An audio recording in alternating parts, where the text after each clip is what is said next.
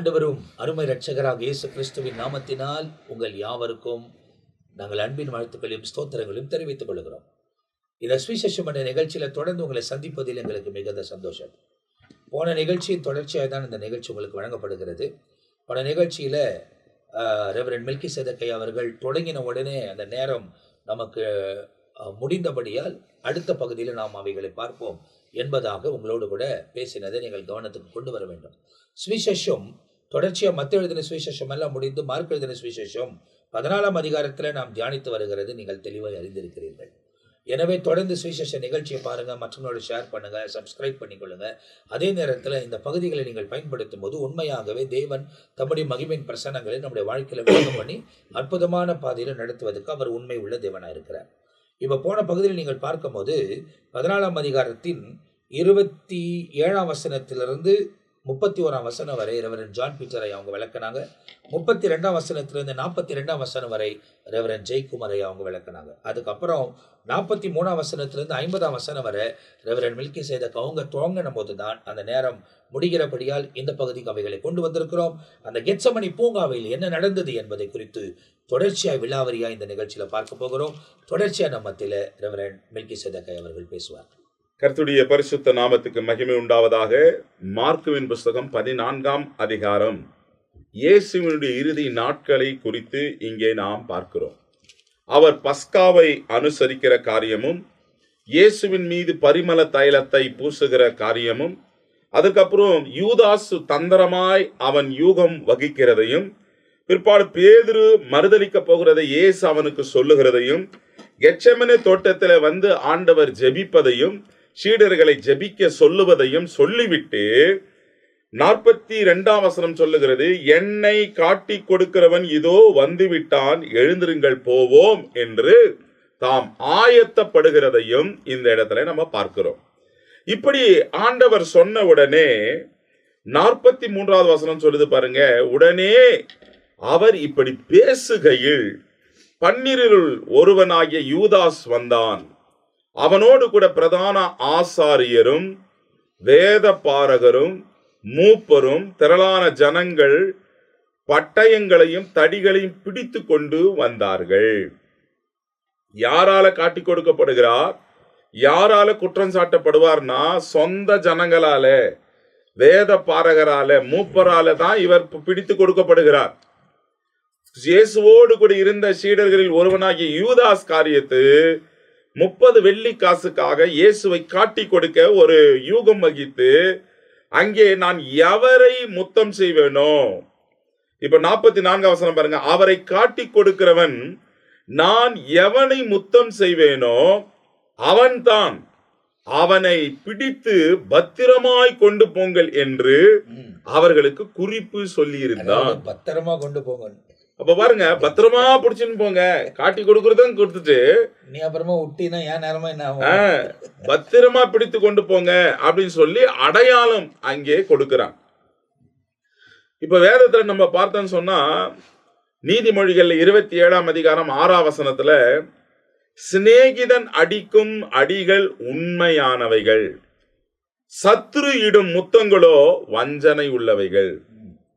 உண்மையா ஒருத்தரை நேசிக்கிட்டு நண்பர்களா இருந்தாலும் அடிக்கலாம், தப்பு பண்ணா கூட அடிக்கலாம், அது நன்மைக்கு எதுவா இருக்கும்.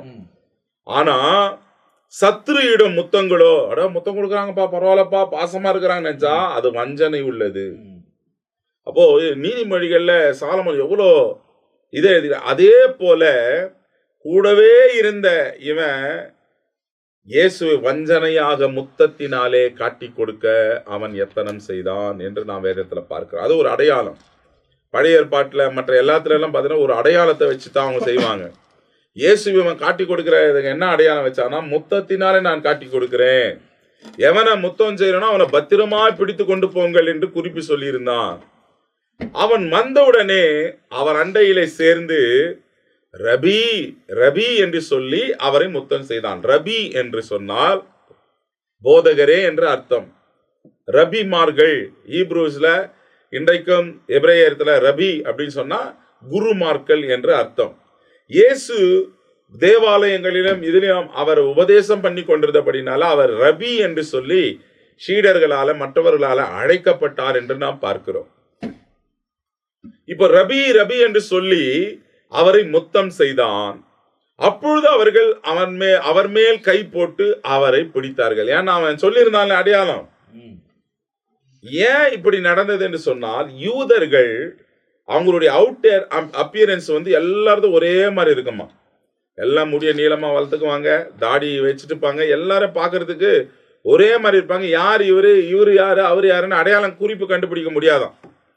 இப்ப எப்படி நம்மளால இந்தியாக்காரங்களால கொரியாக்கார அடையாளம் கண்டுபிடிக்க முடியும். எல்லாம் கண்ணு குட்டி குட்டியா இருக்கும், ஒரே மாதிரி ஃபேஸா இருக்கும். ஆனா இந்தியர்கள் வித்தியாசமா நம்ம இருப்போம், வேற வேற. அவங்க எல்லாம் பாத்தீங்கன்னா ஒரே மாதிரி இருப்பாங்க. யாரு கிம்மு யாரு கம்முன்னு தெரியாது நம்மளுக்கு. வித்தியாசமான அவங்களுக்கு அடையாளம் இருக்கும். யூதர்கள் கூட பார்க்கும் பொழுது ரபிமார்கள் மற்ற எல்லாரும் ஒரே மாதிரி, சீஷர்கள் இயேசுவோடு கூட இருந்தபடினால எல்லாம் ஒரே மாதிரி அப்பியரன்ஸ் இருந்தாங்க. அதுல ஒரு குறிப்பு என்ன சொல்லியிருந்தாங்கன்னா, நான் யாரை முத்தம் கொடுக்குறேனோ அவன் தான் இயேசு, அவரை கெட்டியா பிடிச்சு நீங்க பத்திரமா கொண்டு போங்கள் என்று சொல்லியிருந்தான். இப்போ முத்தத்தினால காட்டி கொடுக்கும் பொழுது, அப்பொழுது அவர்கள் மேல் கையை போட்டு உடனே அவரை பிடிச்சிட்டாங்க. அப்பொழுது கூட நின்றவர்கள் ஒருவன் கத்தியை உருவி பிரதான ஆசானுடைய வேலைக்காரனுடைய காதார அவனை வெட்டினான். இது யாரு அப்படின்னு சொன்னா, அதாவது மல்கூஸ் என்ற ஒரு சேவகனுடைய காதை வெட்டினார்கள். யோவான் 18ஆம் அதிகாரத்துல 10-11 வசனம் சொல்லுகிறது, அப்பொழுது சீமோன் பேதுரு தன்னிடத்தில் இருந்த பட்டயத்தை உருவி பிரதான ஆசாருடைய வேலைக்காரனை காதார வெட்டினான். அந்த வேலைக்காரனுக்கு மல்கூஸ் என்று பேர். அப்பொழுது இயேசு பேதுருவை நோக்கி, உன் பட்டயத்தை உரையிலே போடு, பிதா எனக்கு கொடுத்த பாத்திரத்தில் நான் பானம் பண்ணாதிருப்பேனோ என்று ஆண்டவர் அங்கே சொல்றாரு. அப்ப மல்கூஸ் என்ற பட்டயத்தால வெட்டினார்கள். இப்ப இங்க நம்ம பார்க்கும் பொழுது இன்னும் மத்தேயு என்ன சொல்றாருன்னா, போதும் இம்மட்டன் நிறுத்துங்கன்றாரு. காட்டி கொடுத்த உடனே பட்டயத்தை எடுத்து வெட்டுறான். ஆண்டவர் உடனே சத்தம் போற, போதும் இம்மட்டன் நிறுத்துங்க, இதுமே ஒன்னும் பண்ணாதீங்க, இது நான் பிதாவின் சித்தத்தை நிறைவேற்றுவது என்னுடைய போஜனமா இருக்கிறது என்று சொல்லுகிறார். இப்போ இந்த இடத்துல நம்ம பார்க்கும் பொழுது, ஆண்டவரை காட்டி கொடுத்த உடனே சீஷர்களுக்கு ஒரே கோபம் வந்துருச்சு. பட்டயத்தாலே இவங்களை வெட்டி போட்டுடலாம் அப்படின்னு சொல்லி பேதுரு உடனே பட்டயத்தூரி மல்கூசுடைய காதை வெட்டிட்டான். அவன் கழுத்தை வெட்டி இருப்பான், காது மாட்டிக்கிச்சு. வசனம் சொல்லுது, இயேசு உடனே அவனை இப்படி இம்மட்டன் நிறுத்துன்னு சொல்லி காதை எடுத்து ஒட்ட வச்சு அற்புதம் செஞ்சுட்டாராம். அவரை காட்டி கொடுக்கிற அந்த நேரத்திலே கூட இயேசு அற்புதங்களை செய்தார் என்று வசனத்துல மிக தெளிவாக காணப்படுகிறது. இன்னைக்கு அருமையான கர்த்தருடைய பிள்ளைகளே, அப்போ அவங்க ஆண்டவர் சொல்றா, நீ ஏன் எனக்காக நீங்க இவ்வளவு பண்றீங்க? நான் பிதாவை வேண்டிக் கொண்டா 12 லேகியோனுக்கு அதிகமான தூதரை என்னிடத்தில் அனுப்ப மாட்டார் என்று விசுவாசிக்கிறீங்களா? நான் என் பிதாவை கேட்டா தூதர்களை அனுப்பி இருக்க மாட்டாரா எனக்கு பாதுகாப்பா? இது நான் வந்த வேலையை நிறைவேற்றி, வேத வாக்கியங்கள் நிறைவேறத்தக்கதாக ஒவ்வொரு காரியங்கள் நடக்கிறது.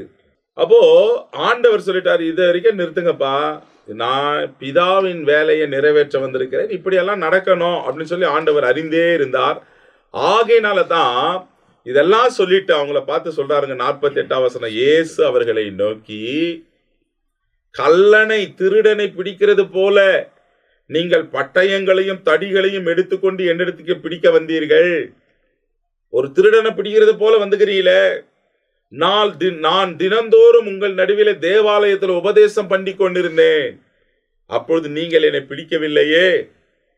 ஆகிலும் வேத வாக்கியங்கள் நிறைவேற வேண்டியதா இருக்கிறது என்று சொன்னார். ஆண்டவர் பேசின ஒவ்வொரு வார்த்தைகளும் தேவனுடைய வாக்கியங்கள் நிறைவேறத்தக்கதாக, தீர்க்க தரிசனங்கள் நிறைவேறத்தக்கதாக ஆண்டவர் ஒவ்வொரு வார்த்தை கேட்கறத கேட்டுட்டாரு. ஓகே, ஆனாலும் வேத வாக்கியம் சொல்லி இருக்கிறது நிறைவேறும். முத்தத்தினாலே காட்டி கொடுப்பார், அது முத்தத்தினாலே காட்டி கொடுத்தார். இன்னைக்கு ஆண்டவர் தெளிவாக அவர்களோட திருடனை பிடிக்கிறது போல வரீங்களாப்பா, நான் தினந்தோறும் தேவாலயத்துல உங்களோடு கூட இருந்தேன், நீங்க என்ன பிடிக்கலையே இப்படி சொல்லி, அப்பொழுது எல்லோரும் இத சொன்ன உடனே இயேசுவை பிடிச்சிட்டானுங்க பாருங்க. சீஷருங்க எல்லாரும் அவரை விட்டு ஓடி போனார்கள். ஒருத்தன் கூட மிஞ்சல. ஆனா இங்க பேதுரு மார்க் மாத்திரம் ஒருவனை குறித்து எழுதுகிறார். ஒரு வாலிபன் ஒரு துப்பட்டியை மாத்திரம் தன்மேல் போர்த்து கொண்டு அவர் பின்னே போனான். அவனை பிடித்தார்கள். அவன் தன் துப்பட்டியை போட்டுவிட்டு நிர்வாணமாய் ஓடிவிட்டான், ஓடி போனான். யார் அந்த வாலிபன் அப்படின்னா எழுதுகிற மார்க்குவே அந்த வாலிபன். அதனால்தான் மார்க் மாத்திரம் தான் இதை பதிவு பண்றாரு. துப்பட்டியை போட்டுட்டு அந்த குளிர் காலத்துல அப்படியே ஒளிஞ்சுன்னு போய்க்கிறான். பிடிச்சிக்கிறாங்க அவனை. இவனும் அவனோட இருந்தானே துப்பட்டியை விட்டு ஓட்டுக்கிறான் நிர்வாணமா. எங்க போய் துணியை போட்டுக்கனான்னு தெரியல. அதுக்கப்புறம் வசனம் நிர்வாணமாய் ஓடிவிட்டான்னு சொல்லுகிறது. இயேசுவை அவர்கள் பிரதான ஆசாரியர்களுக்கு ஆண்டவர் கொண்டு போறாங்க. இப்ப பாருங்க, இயேசுவோடு இருந்தவர்கள் இயேசுவை பிடிச்ச உடனே உயிர் பயத்தினால எல்லாம் விலகிட்டாங்க. எல்லாமே விட்டு ஓடுறாங்க. துண்டை காணோம் துணியா காணோம்னு ஓடுவாங்கன்னு பழமொழி சொல்லுவாங்க. அது போல இயேசு இதெல்லாம் வேத வாக்கியங்கள் நிறைவேறத்தக்கதாக இவைகள் சம்பவித்தன. இந்த பகுதியில் நீங்க பாத்தீங்கன்னாக்கா கெத்செமனி பூங்காவில் என்ன நடைபெற்றது என்பதை மார்க் எழுதுகிறார். 50ஆம் வசனம் முடிஞ்ச உடனே 51, 52 வருகிறது. இந்த 2 வசனத்துல ஒரு வாலிபனை குறித்து பேசுகிறார். அது மார்க்கு தான். அதே நேரத்தில் இன்னொரு விஷயத்தை நீங்க பார்ப்பீங்க அப்படின்னு சொன்னாக்கா, சரித்திரத்தின் பிரகாரமாய் நாம் பார்க்கும்போது அந்த மேல் வீட்டு அறையை இந்த மார்க்கு தான் ஒழுங்கு பண்ணி வைத்திருந்தார் என்பதையும் சிலர் ஆராய்ச்சியாளர்கள் சொல்கிறார்கள். அவர் அங்கிருந்தே இவர்களை பின்பற்ற ஆரம்பித்திருக்கிறார். ஏன்னா அங்கிருந்து இவங்க எங்க வராங்கன்னா கெத்செமனி பூங்காவுக்கு தான் வராங்க. அவர் பின்பற்ற ஆரம்பித்திருக்கிறார். நடக்கிற காரியங்கள் எல்லாம் தூரத்துல இருந்து ஒவ்வொன்றும் கவனித்துக் கொண்டு வருகிறார். ஏன்னா இயேசு அவரை கூப்பிடல, வெறும் சீஷர்கள் மாத்திரம் தான் கூட்டிட்டு வந்தார். அப்படி அவர் பின்பற்ற வந்ததுனால தான் இயேசு கிறிஸ்துவின் முழு வாழ்க்கையின் சரித்திரத்தை அவரால் எழுத முடிந்தது. இப்போ அந்த வெள்ளை துணியை, லினன் க்ளோத் அப்படின்னு சொல்லப்பட்டிருக்கிறது, அவர் அணைந்து கொண்டு இவங்க பின்னாடியே பின்பற்றி வருகிறார். எல்லாரும் ஓடிட்டாங்க. இவர் மாத்திரம் நின்று என்ன நடக்குதுன்னு பார்த்து கொண்டு இருக்கிறப்போ அவரை பிடிக்கிறாங்க. அவரை பிடிக்கிறப்போ அந்த துணியை உருவிட்டு அவர் ஓடுகிறார் என்பதாக வேதத்தில் மார்க் எழுதின சுவிசேஷத்தை மாத்திரம்தான் இந்த 2 வசனங்கள் குறிப்பிட்டிருக்கிறது தவிர இதை குறித்து மத்தேயோ இல்லை யோவானோ இல்லை லூக்காவோ எழுதுகிறதாய் நாம் பார்க்க முடியவில்லை.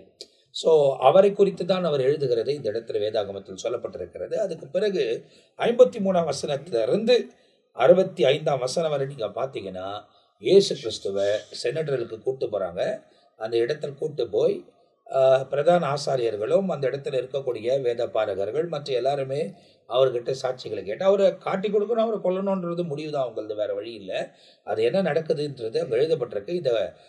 இந்த பகுதியை நம்ம மத்தியில் முதலாவது ஜான் பீட்டர் ஐயா நம்ம மத்தியில் விளக்க போகிறாங்க. அது தொடர்ச்சியாக அதே பகுதியை நம்ம மத்தியில் ஜெயக்குமார் பாஸ்டரும் விளக்கி சொல்ல போகிறாங்க. மீண்டும் இந்த வாய்ப்பை தேவன் கொடுத்ததற்காக கர்த்தருடைய நாமத்திற்கு ஸ்தோத்திரம். 53வது வசனம். இயேசுவை அவர்கள் பிரதான ஆசாரியரிடத்தில் கொண்டு போனார்கள். அங்கே ஆசாரியர், மூப்பர், வேதபாரகர் எல்லாரும் கூடி வந்தார்கள். உண்மையான தேவனை, உலக இரட்சகரை ஆண்டவர் எதுக்காக வந்தாரோ அதை விட்டு அவர் விலகி போகவில்லை. ஆனால் அவர் இன்ன விதமாய் தீர்ப்பளிக்கப்பட வேண்டும், பாடுகளை சகிக்க வேண்டும், சொந்த ஜனங்களால் காட்டி கொடுக்கப்பட வேண்டும், சொந்த ஜனங்களால் அவர் தீமைக்குள்ளாக வேண்டும் என்று குறிக்கப்பட்ட வேத வாக்கியங்களின்படியே இதெல்லாம் நடைபெற்று கொண்டிருக்கிறது. அப்போ இப்படி இருக்கும்போது அங்குள்ள 53ஆம் வசனத்தில் பார்த்தோம். இப்போ இவங்கெல்லாம் யூதர்கள், தேவ பிள்ளைகள் சொன்னாலும், அதிகாரத்தில் உள்ளவர்களாக இருந்தாலும், பதவி பெரியது, ஆனால் நோக்கம் சரியில்லை. ஒரு பதவியில் இருக்கிறவங்க என்ன பண்ணணும், யாராவது தவறாய் வழிநடத்தப்பட்டால் அவர்களுக்கு நீதியா தீர்ப்பளிக்கணும், பொறுப்புல இருக்கிறவங்க. ஆனா இந்த பொறுப்புல இருக்கிறவர்களுக்கு நன்றாக தெரியும் இவர்கள் போற போக்கு சரியில்லை. எப்பொழுதுமே ஒரு நீதிமானை கொலை செய்ய வேண்டும் என்பதில்தான் இயேசு பிறந்த நாள் முதல் இந்த 33 வயது வரைக்கும் கூட இதே நோக்கம்தான். ஆனா ஆண்டவர் கொல்லப்படுவதற்கு முகாந்தரம் இல்லை. இவங்க தீர்ப்பு வழங்குறாங்க. ஆனா பரலோக திட்டம் அதற்காகவே இருந்தது. சொந்தத்தில் வந்தார், சொந்தமானவர்கள் அவரை ஏற்றுக்கொள்ளவில்லை. இந்த நிலையிலே 54வது வசனம். பேதுரு தூரத்தில் அவருக்கு பின் சென்று பிரதான ஆசானுடைய அரண்மனைக்குள் வந்து சேவகரோட கூட உட்கார்ந்து நெருப்பண்டையிலே குளிர் காய்ந்து கொண்டிருக்கிறார். பேதுரு எல்லாரும் இடரல் அடைந்தாலும் நான் இடரல் அடையன்னு சொன்னது உண்மைதான். ஆனால் எல்லாம் ஓடிட்டாங்க, இவர் போகலை. ஏன்னா அவருக்குள்ள ஒரு ஒரு அசைக்க முடியாத அன்பும் ஒரு பாசம் கண்டிப்பாக இருந்தது. அதனால தான் இந்த பேதுருவை பின்னாட்களில் மற்ற எல்லாரை விட இவரை கர்த்தர் பயன்படுத்தினதும், அல்லது அந்த முழு பொறுப்புக்கும் தலைவனாக, ஏன்னா அந்த சீஷர்கள் அழைக்கப்பட்ட போது கூட இவர் முக்கியமானவராக இருந்தார். அதனால அந்த பொறுப்பில் உண்மையாக தான் இருந்தார். எல்லாரும் ஓடிட்டாங்க, நானும் போனால் அதில் பிரயோஜனம் இல்லை, நான் வேற வாயை திறந்து சொல்லிட்டேன், நான் மறுதளிக்கவும் மாட்டேன், நான் உங்களை விட்டு விலகவும் மாட்டேன் அப்படின்னு சொல்லிட்டோங்கிற ஒரு மனசாட்சி அவனுக்குள்ளே காணப்பட்டது. ஆனால் அவன் போய் அங்கே போகும்போது உள்ளே போக முடியவில்லை, உள்ளே போக முடியாது. ஏன்னா அங்கே குற்றவாளியாய் தீர்க்கப்பட்டவர் இவர் ஒருவர் மட்டும்தான், மற்றவங்க கூட பின்பற்றினாங்க. அப்போது இவர் போயிட்டு முதல்ல உட்கார்ந்துருந்த இடம் அது குளிர் காய்ந்த இடம். மார்க்கு போர்வையை போத்திருந்தாருன்னா அப்போ இந்த சம்பவம் நடந்த நேரம் ஒரு குளிர் இப்போ நம்ம ஊரில் கூட பயங்கரமான குளிர் தாங்க முடியாத மார்கழின்னுலாம் சொல்லுவாங்க, கார்த்திகை மார்கழி, அதாவது டிசம்பர், நவம்பர் டிசம்பர் ஜனவரின்னு, அதை போல் குளிர்காலங்கள், அந்த குளிர் நேரம். அதனால தான் இவனும் குளிர் தாங்க முடியாமல் போயிட்டு அங்கே உட்கார்றாரு 55. உடனே அங்கே பார்க்குறாங்க, அங்கே அடுத்து என்ன நடக்குதுன்னா ஆண்டவர் இயேசுவை அந்த சங்கத்தார் என்ன பண்ணுறாங்க, ஏன்னா இயேசுவை கொலை செய்வதற்கு முடிவு பண்ணிட்டாங்க, ஆனால் அதற்கு தகுந்த ஆதாரம் வேண்டும். அதனால் அவர்களே நிர்வாகத்தில் உள்ளவங்க, பொறுப்பாக இருக்கிறவங்களை என்ன செய்கிறாங்க, பொய் சாட்சியை தேடுறாங்க. பொய் சாட்சி. அந்த வசனம் சொல்லுது என்னவாம், இயேசுவை கொலை செய்யும்படி அவருக்கு விரோதமான சாட்சியை தேடினார்கள், அகப்படவில்லை. அது எப்படி முடியும்? ஏன்னா இயேசு கிறிஸ்து உத்தமர், ஒரு வார்த்தை கூட பிசகி பேசாதவர், அவர் நீதிபரர், நீதியுள்ள வார்த்தையை பேசினவர். ஆனால் பொய்யனும் பொய்க்கு பிதாவுமாகிய பிசாசானவன் இவரை கொலை செய்யணும்னு சொல்லிட்டு அவன் பொய்யன். அதனால பொய்யை தூண்டி விடணும். அப்படி சொன்னாதான் இவரை அந்த திட்டத்தை உடைக்க முடியும் அப்படின்னு சொல்லிட்டு பிளான் பண்ணி இந்த ஆட்களை கிளறி விடுறான். ஆனால் விரோதமாக பொய் சாட்சி தேடினாங்க, அகப்படவில்லை. 56 அது சொல்லுது, அநேகர் அவருக்கு விரோதமாக பொய் சாட்சி சொல்லியும்.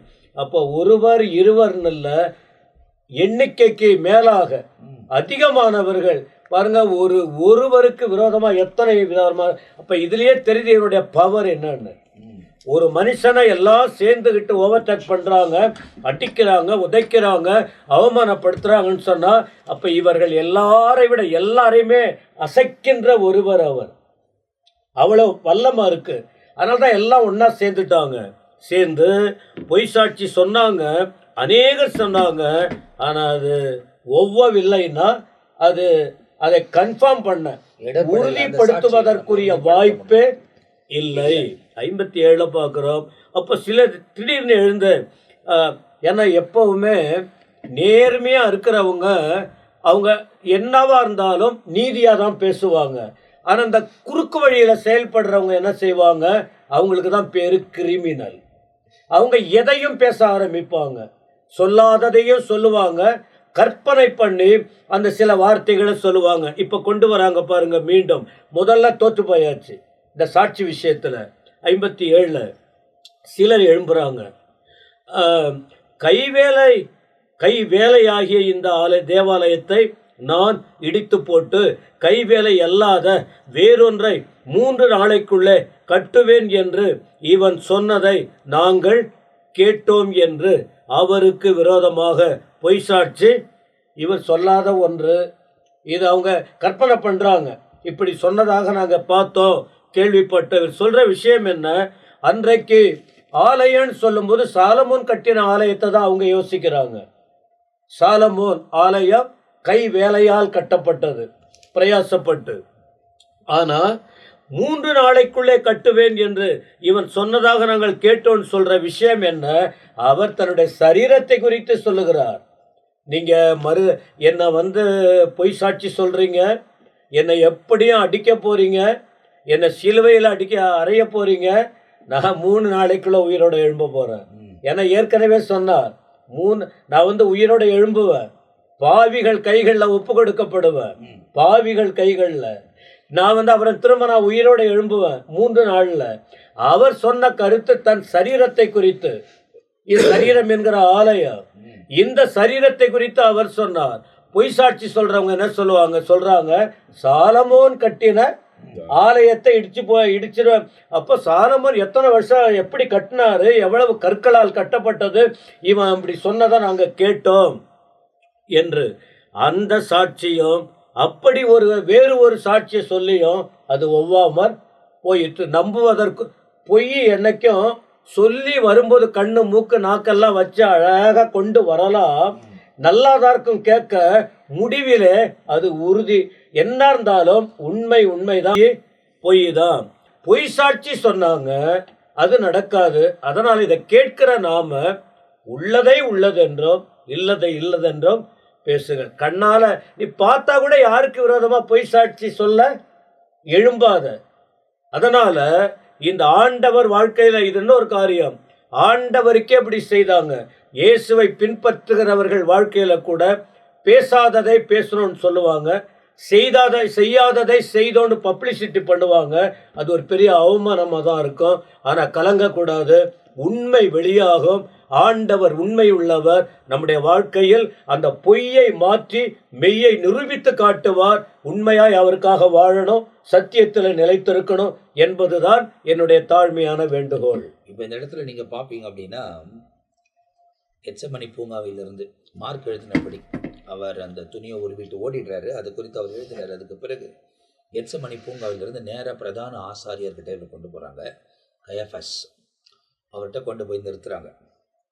அங்கே மூப்பர்களும் வேத பாரகர்களும் இருக்கிறார்கள். இவருக்கு விரோதமாய் குற்றம் சாட்டுகிறார்கள். இப்போ அவங்களுக்கு சாட்சி வேணும். அந்த காலம் ரோம அரசாங்கம் ஆழ்ந்து கொண்டிருந்தது. ரோமர்களுக்கு பிலாத்து அந்த இடத்துல தலைவராக இருந்தார்.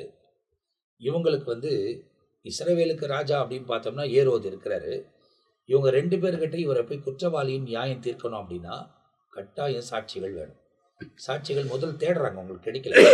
ஆனால் அதுக்கு பிறகு ஒரு சிலர் அந்த இடத்துல எழும்பி, அவங்க யாராவது இருக்கலாம், ஒருவேளை அவர்களும் சாத்தானினால் ஆக்கிரமிக்கப்பட்டவர்களாக இருக்கலாம், இல்லை உலக பிரகாரமான ஜனங்களாக இருக்கலாம், இல்லை ஒருவேளை பியூராக அந்த நாட்களில் அவர்கள் மோசையின் நியாயப்பிரமாணத்தை கடைபிடித்தவர்களாக இருக்கலாம். அவங்களாம் எழும்பி நின்று சாட்சி கொடுக்குறாங்க அந்த இடத்துல. அந்த சாட்சிகள் இடைப்படாது. ஏன்னா அது அதாவது அவரை மரணத்துக்கு நேரம் நடத்துவதுக்கு அது போதாது. அப்புறமா திரும்பவும் சில பேர் எழுந்து சொல்கிறாங்க, இவர் ஆலயத்தை 3 நாள் கட்டினா இடிப்பேன் அப்படின்லாம் சொல்கிறாரு. இவர் தான் சொன்னார், என் கையாலேயே கட்டுவேன், இடிப்பேன், அதை 3 நாள் என் கையாலேயே கட்டுவேன் அப்படின்னு சொல்லி இவர் சொன்னாருன்றது சொல்கிறாங்க. அதுவும் அவர்களுக்கு போதுமா? இல்லை, அதுக்கு தொடர்ந்து வரக்கூடிய காரியங்கள், கீழே நடக்கிற காரியங்கள் நம்மத்தில் இருக்கிற ஜெயக்குமார் ஐயா அவங்க பகிர்ந்து கொள்ளப்படுறாங்க. அன்பார்ந்தவர்களே, மார்க்கின் புத்தகம் 14ஆம் அதிகாரத்தில் தொடர்ச்சியாக ஒவ்வொரு பகுதிகளாக தேவ பிள்ளைகளாக அதை தியானித்து கொண்டு வருகிறோம். 53 65 வரை நாம் தியானித்து வருகிறதான அந்த பகுதியிலிருந்து ஆண்டவராகிய இயேசு கிறிஸ்து யூதாசு மூலமாக காட்டி கொடுக்கப்பட்ட பிறகு அவரை பிரதான ஆசாரியனிடத்தில் கொண்டு போகப்படுகிறார்கள். ஏன் பிரதான ஆசாரியர் கொண்டு போகப்படுகிறார் என்று சொன்னால், அதை சரித்திரத்தை நாம் பார்க்கும் பொழுது இஸ்ரவேல் தேசம் அந்த நாட்களிலே அவர்கள் தேசம் அவர்களை விட்டு விலகி இருக்கிறது. ரோமருடைய ஆட்சி நடந்து கொண்டிருக்கிறது. ரோம அரசாங்கத்தினாலே அகஸ்து ராயினால் நியமிக்கப்பட்டவன் தான் இந்த ஏரோது. அதாவது இப்போ அப்படின்னா ரோமர் ஆட்சின்னு சொல்லும் போது இரும்பு சம்பந்தப்பட்டது. தானியேல் தீர்க்கதரிசி 2ஆம் அதிகாரம், தானியேல் புத்தகம் 2ஆம் அதிகாரத்திலே நேபுகாத் நேச்சர் கண்ட அந்த சொப்பனத்திலே தலையை தொடங்கி பாத வரை கையால் பேர்க்கப்படாத ஒரு கல் எல்லாத்தையும் குறித்து தானியேல் விளக்கி சொல்கிறார். அப்படி என்றால் 10 பாதத்துக்கு வந்துட்டோம். ஆமா, இரும்புக்கு வந்துட்டோம். அப்ப இந்த ரோம 5 விதமான சாம்ராஜ்யங்கள், பாபிலோன் சாம்ராஜ்யம், மேதியா பெர்சியா சாம்ராஜ்யம், கிரேக்க சாம்ராஜ்யம், ரோம சாம்ராஜ்யம். 4வது சாம்ராஜ்யம் தான் இரும்பு சாம்ராஜ்யம். இரும்பும் களிமண் சேர்ந்து இருக்கிற ஒரு சாம்ராஜ்யம், பாதி களிமண். அடுத்து வரப்போகிறது 10 விரல் என்பது 10 ராஜாக்கள் ஒன்று கூடி ஒரு சாம்ராஜ்யத்தை அமைப்பார்கள். அந்த சாம்ராஜ்யத்தினுடைய பெயர் ஐரோப்பிய யூனியன் அதனுடைய சாம்ராஜ்யமாக இருக்கும் என்று சொல்லப்படுகிறது. அந்த சாம்ராஜ்யத்தை இப்ப நாம் தியானிக்கல. இந்த ரோம அரசாங்கம் ஆளுகை செய்கிற காலகட்டத்திலே இஸ்ரவேலுடைய தேசத்தினுடைய ராஜாவாக நியமிக்கப்பட்டவன் தான் இந்த ஏரோது. அவனுடைய நாட்களில் தான் நடக்கிற காரியங்களை இந்த பகுதியில் பார்க்கிறோம். ஆனாலும் இஸ்ரவேல் தேசத்துல ஏரோது ராஜாவாக இருந்தாலும் அவர்களுக்கு சனகிரிப் என்ற ஒரு சங்கம் இருக்கிறது. 70 பேர் கொண்டதான ஒரு சங்கம்.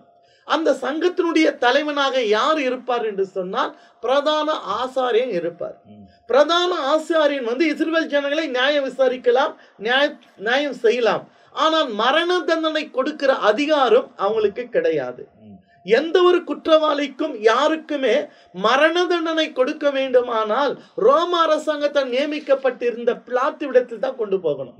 அவன் தான் நியமிக்கப்பட்ட ஒரு அந்த நாட்களில் இருந்த ஒரு மேன்மையான ஒரு அதிகாரியா இருக்கிறான். அப்படிப்பட்ட பிரதான ஆசாரியனிடத்திலே இயேசுவை கொண்டு போகும் பொழுது இயேசுவை கொலை செய்யணும் திட்டம் தீட்டுகிறார்கள். யார் என்று சொன்னா மூப்பர்கள், பிரதான ஆசாரியர்கள் எல்லாம் ஒன்று கூடி, வேத பாதர்கள் ஒன்று கூடி இயேசுவை எப்படியாகிலும் குற்றப்படுத்தி இவரை கொலை செய்ய வேண்டிய திட்டம் தீட்டி இவரை பிலாத்திடத்தில் கொண்டு போய் உத்தரவு பெற்று கொலை செய்து விட இவங்க சதி திட்டம். ஆனால் அதற்காக இவர்கள் ஒரு காரியத்தை புரிஞ்சுக்கணுங்க. ஒரு சதி திட்டத்தை தீட்டுறாங்க. அது என்னன்னா பொய் சாட்சி. வசனம் அநேகர் அவருக்கு விரோதமாக பொய் சாட்சி சொல்லியும் அந்த சாட்சி ஒவ்வவில்லை. அப்படின்னா அந்த சாட்சி அங்கீகரிக்கல. அடுத்தது என்ன சொல்றாங்க? அப்போ சிலர் எழுந்து கை வேலையாக இந்த தேவாலயத்தை இடித்து போட்டு கை வேலை இல்லாத வேறொன்றை 3 நாளைக்குள்ளே கட்டுவேன் என்று இவன் சொன்னதாக தாங்கள் கேட்டோம் என்றார்கள். அவருக்கு விரோதமாக பொய் சாட்சி சொன்னார்கள். அப்படி சொல்லியும் அவர்கள் சாட்சி ஒவ்வாமல் போயிற்று. அப்படி 2வது அவங்க சொல்றாங்க. ஆனா அந்த சாட்சி கூட என்ன ஆயிடுச்சுப்பா? அப்போ வசனம் என்ன சொல்ல, அதுதான் ரொம்ப முக்கியம். அப்பொழுது பிரதான ஆசாரியன் எழுந்து நடுவே நின்று இயேசுவை நோக்கி, இவர்கள் உனக்கு விரோதமாய் சொல்லுகிறதை குறித்து நீ ஒன்றும் சொல்லுகிறது இல்லையா என்று கேட்டான். இப்படி உமேல இத்தனை சாட்சிகளை சொல்றாங்களே, குற்றப்படுத்தி கொண்டு இருக்கிறார்களே, நீர் ஒன்றும் சொல்லுகிறது இல்லையா? இதுல நாம் என்ன தெரிஞ்சுக்கன்னா, பொய் சாட்சி, பொய் பிரச்சனைக்கு, பொய் குற்றத்துக்கெல்லாம் நாம் பதில் சொல்ல வேண்டிய அவசியமே கிடையாதுங்க. இயேசு நமக்கு இந்த பகுதி கற்றுக் கொடுக்கிறது. ஊழியம் செய்கிற நமக்கு பலர் வீதியில பல போராட்டங்கள். பொய் சாட்சி சொல்லலாம், நம்மை குற்றப்படுத்தி கொண்டு இருக்கலாம், கேவலமாக பேசலாம், எத்தனையோ சொல்லலாம். அதற்கெல்லாம் பதில் சொல்லி கொண்டு இருந்தால் நம்முடைய தேவனுடைய திட்டத்தை நம்மால் செய்யவே முடியாது. இயேசு இந்த இடத்துல பாருங்க, அவரோ ஒரு உத்தரவு சொல்லாமல் பேசாது இருந்தார். அப்ப இத்தனை பொய் சாட்சி சொல்லியும் பிரதான ஆசாரியனை கேட்கிறாரு, இவ்வளவு குற்றப்படுத்துறாங்களே மேல, நீ ஒரு வார்த்தை கூட சொல்லாமல் மௌனமாய் இருக்கிறாயே. வசனம் சொல்லுது, அவரோ ஒரு உத்தரவு சொல்லாமல் பேசாது. இதிலிருந்து தேவ பிள்ளைகளாக நாம் கற்றுக்கொள்ள வேண்டியது பெரிய காரியம்னா, ஊழியத்தின் பாதையில் இருக்கிற போராட்டம் இருக்கு பாருங்க. உட்காந்தா குற்றம், நின்னா குற்றம், பேசுனா குற்றம், பார்த்தா குற்றம், ஒரு துணி போட்டா குற்றம், எது செஞ்சாலும் குற்றவனுக்கு பேசுனுக்கு நாம் பதில் சொல்ல வேண்டிய அவசியமே அல்ல. நம்மை தேவன் எதற்காக அழைத்தாரோ அதை மாத்திரம் நாம் செஞ்சா போதும். கர்த்தருடைய நாமம் மகிமை. இயேசு நமக்கு இந்த பகுதியில தெளிவாய் கற்றுக் கொடுக்கிறார். பல குற்றத்தை சொல்றாங்க, அவர் பேசாததெல்லாம் சொல்றாங்க. ஆனாலும் அவர் ஒரு வார்த்தை இல்ல, இதெல்லாம் இல்ல, நான் அப்படி பேச அவர் சொல்லல. சொல்றேன்னு சொல்லின்னு போட்டோம். எதற்கும் அவர் வாதாடல. அவங்க சொன்னது அவங்க என்ன செய்யல, அவரு மறு உத்தரவும் சொல்லல. ஆனா அடுத்து சொல்றார் பார், மறுபடியும் பிரதான ஆசாரியன் அவரை நோக்கி, ஸ்தோத்திரிக்கப்பட்ட தேவனுடைய குமாரனாகிய கிறிஸ்து தானா என்று கேட்டான். இப்போ பொய் சாட்சி சொன்னதுக்காக ஒரு வார்த்தை சொல்லல. இப்ப பிரதான ஆசாரியன் ஒரு உண்மையான ஒரு கேள்வி கேட்கிறான். என்ன கேள்வி? மறுபடியும் பிரதான ஆசாரியன் அவரை நோக்கி, நீ ஸ்தோத்திரிக்கப்பட்ட தேவனுடைய குமாரனாகிய கிறிஸ்து தானா என்று கேட்டான். அப்போ அவரை பற்றி உண்மையான ஒரு கேள்வி கேட்கிறான். நீ யாரு? ஸ்தோத்திரிக்கப்பட்ட தேவனுடைய குமாரனாகிய கிறிஸ்துவா நீ? மேசையாவா நீ? அவரா நீ என்று கேட்ட பொழுது அதற்கு இயேசு நான் அவர்தான். அப்போ எப்பவுமே நாம் உண்மைக்குத்தான் செவி கொடுக்கணும், உண்மைக்குதான் பேசணும். அவர்தான் நான், மனுஷகுமாரன் சர்வ வலது பரிசத்தில் விற்றிருப்பதையும் வானத்தின் மேகல் மேல் வருகிறதையும் நீங்கள் காண்பீர்கள் என்றார். அப்போ இயேசு எதுக்கு செவி கொடுத்தாரு, எதுக்கு பதில் கொடுத்தா?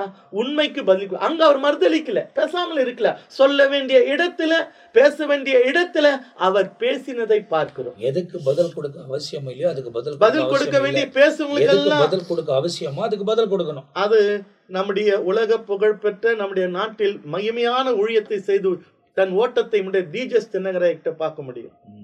அவரை குறித்து அநேகர் எத்தனை எழுதினார்களும் எதை பேசினாலும் ஒரு விசை கூட என்னை குறித்து இப்படி பேசினார்கள் எழுதினார் அவர் பேசினதே கிடையாது. அவருடைய வேலை அவர் செய்து ஓட்டத்தை முடித்தார். தேவ பிள்ளைகளாக நாம் ஊழியத்தின் பாதையில விசுவாச பிள்ளைகளை சேர்த்து விரோதமா அநேக காரியங்கள் சொல்லலாம், அதற்கெல்லாம் பதில் கொடுக்க வேண்டிய அவசியம் இல்லை.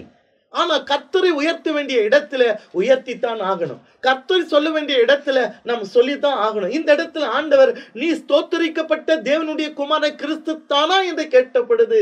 அதற்கு இயேசு அவர் நான் தான். மறுதளிக்கலாங்க, இல்லைன்னு சொல்லல. ஏன்னா அது சொல்லித்தான் ஆகணும். உண்மையில அவர் தேவகுமாரன், அவர் கிறிஸ்து, அவர் மேசையா. அப்போ இதுல நாம் கற்றுக்கொள்ள வேண்டியது தேவனை எந்த இடத்தை கனப்படுத்தணுமோ அதை நாம் கடத்தணும். உடனே பிரதான ஆசாரியன் இதை கேட்டவுடனே தன் வஸ்திரங்களை கிழித்து கொண்டு இனி சாட்சிகள் நமக்கு வேண்டியது என்ன குற்றப்படுத்தான் பாருங்க. தேவ தூஷணத்தை கேட்டீர்களே, உங்களுக்கு என்னமாய் தோன்றுகிறது என்றான். இந்த இடத்துல இயேசு நான் அவர்தான், ஸ்தோத்தரிக்கப்பட்ட தேவனுடைய குமாரனாகிய கிறிஸ்து தானா என்று கேட்டப்படுது. அதற்கு இயேசு நான் அவர்தான் என்று இயேசு தன்னை வெளிப்படுத்தினார். அப்போ உடனே அந்த பிரதான ஆசாரியர் என்ன சொல்றான்? தேவ தூஷணம் சொல்லுகிறதை நீங்கள் கேட்டீர்களே. என்ன தேவ தூஷணம்? இங்க நம்ம மோசே கிட்ட போகும் பொழுது கர்த்தர் மோசேக்கு சொல்லும் பொழுது என்ன சொல்றாருன்னு சொன்னாக்கா 20ஆம் அதிகாரம் யாத்திராக புஸ்தகத்துல தேவன் பேசி சொல்லிய சகல வார்த்தைகளுமானவன் உன்னை அடிமைதான வீடாகிய எகிப்து தேசத்திலிருந்து புறப்பட பண்ணின உன் தேவனாகிய கர்த்தர் நானே, என்னை அன்றி உனக்கு வேறொரு தேவர்கள் உண்டாயிருக்க வேண்டாம். என்னை அன்றி உனக்கு வேறொரு தேவனை உண்டாயிருக்க வேண்டாம். மேலும் வானத்திலும் கீழே பூமியிலும் பூமியின் கீழ் தண்ணீரிலும் உண்டாயிருக்கிறவைகளுக்கு ஒப்பான ஒரு சொர்பத்தையாகிலும் யாதொரு விக்கிரத்தையாகிலும் நீ உனக்கு உண்டாயிருக்க வேண்டாம் என்று சொல்லுகிறார். மோசேயினால் கொடுக்கப்பட்ட பிரமாணம். அப்ப என்னை வசனம், என்னை அன்றி உனக்கு வேறொரு தேவன் உண்டாக இருக்க வேண்டாம். அப்ப அவர் இல்லாம வேறொரு தேவனை நீ என்ன பண்ணாத. அந்த வசனத்தை நல்லா பிடிச்சுக்குங்க. என்னை அல்லாமல் வேறொரு தேவனை நீ உண்டாக்க வேண்டாம். அப்ப அவர் இல்லாம இன்னொரு தெய்வத்தை உண்டாக்குனா தான் தப்பு. இவரே தானே அவரு. நான் ஸ்தோத்தரிக்கப்பட்ட கிறிஸ்து நீதானா என்று கேட்டது. ஆம், அவர்தான் நான் அப்படின்னா அவர்தான் தேவன், வேறொரு தேவன் அவர் வரல. பட் அவரை ஏற்றுக்கொள்ளுகிற மனப்பான்மை அவங்களுக்கு இல்ல. கிறிஸ்தியன் அவர் அறியாது இருக்கிறார்கள், மேசியாண்டு அவர்கள் புரியாமல் இருக்கிறார்கள். புரிந்த அப்போ இயேசு இன்னொரு தேவனா வரல. அன்று தேவன் அவர்களை வழி நடத்தின தேவன், சகலத்தையும் படைத்த தேவன். நம்ம யோவான்ல பார்க்கும்போது ஆதியிலே வார்த்தை இருந்தது, அந்த வார்த்தை தேவனிடத்தில் இருந்தது, அந்த வார்த்தை தேவனாயிரு, அவர் தேவனோடு இருந்தார். உண்டானது எல்லாம் அவர் மூலமாக உண்டாக்கப்படவில்லை. அந்த வார்த்தை மாம்சமாகி கிருபையினால சத்தியத்தில நிறைந்தவராக நமக்குள்ளே வாசம் செய்தார். அவர்தான் ஆண்டவராகிய இயேசு, அவர்தான் கிறிஸ்து, அவர்தான் மேசியா. அதை பிரதான ஆசிரியன் கேட்டப்படுது, மறுதளிக்கவில்லை. அவர்தான் நான் என்று சொல்லுகிறார். இதை இவர்கள் என்ன சொல்லுங்க, தேவதூஷணம் சொல்லுகிறார் என்று சொல்லுகிறார்கள். தேவதூஷணம் சொல்லல, அவர் தன் உண்மையை வெளிப்படுத்தினார். அப்ப உடனே என்ன ஆச்சுங்க கேட்டீங்களே. அதற்கு அவர்கள் எல்லோரும் இவன் மரணத்துக்கு பாத்திரனாய் இருக்கிறான் என்று தீர்மானம் பண்ண. ஏன் அந்த தீர்மானம் பண்றாங்கன்னா, அவங்களுடைய மோசையின் பிரமாணத்தின்படி நாம் யாராவது தன்னை தேவன் என்று அறிமுகம் செய்தால் அவங்களுக்கு மரண தண்டனை கொடுக்கணும். இது நியாய பிரமாணம். இப்போ அது கூப்பிட்டு பேச, உண்மையிலே இவர் தேவகுமாரன், இவர் கிறிஸ்து, இவர் மேசியா என்று இவர்கள் அங்கீகரிக்கவில்லை, இவர்கள் ஏற்றுக்கொள்ளவில்லை.